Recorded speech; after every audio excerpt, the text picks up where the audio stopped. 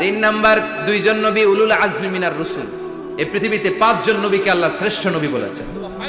নূহ আলাইহিস সালাম, ইব্রাহিম আলাইহিস সালাম, মূসা আলাইহিস সালাম, ঈসা আলাইহিস সালাম, বিশ্বনবী মুহাম্মদ রাসূলুল্লাহ সাল্লাল্লাহু আলাইহি ওয়াসাল্লাম। এই পাঁচজনের ভিতরে বাপ বেটা আছে না নাই? কথা কর। চার নাম্বার মিল হলো বাপ বেটা দুইজনই কাবা বানিয়েছে। আল্লাহু আকবার। সাইয়েদনা ইব্রাহিম বানিয়েছে বয়স্ক অবস্থায়, বিশ্বনবী বানিয়েছেন শৈশবকালে। পড়েন সুবহানাল্লাহ। বিশ্বনবীর বয়স মাত্র 10 বছর। কয় বছর? 10 বছর বয়স আমরা লুঙ্গিও পড়তাম না।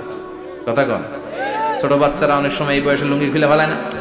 গরমকাল আসলে লুঙ্গিগুলা সব খালের সামনে থুইয়া ডুবায়, চোখগুলা লাল করে আর করে বাইরে আছে না নাই?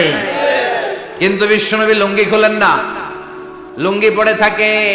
কাবা ঘর নির্মাণের কাজ শুরু হলো, বিশ্বনবী পাথর টানতে শুরু করলেন। বিশ্বনবীর বয়সের 8-10 বছরের ছোট বাচ্চারা সবগুলা লুঙ্গি খুলে কাঁধে লইছে। সব বাচ্চারা লুঙ্গি খুলে কাঁধে নিয়েছে, আর ওই কাঁধের লুঙ্গির উপরে পাথর নিয়েছে যাতে ব্যথা না পায়। বুদ্ধি আছে।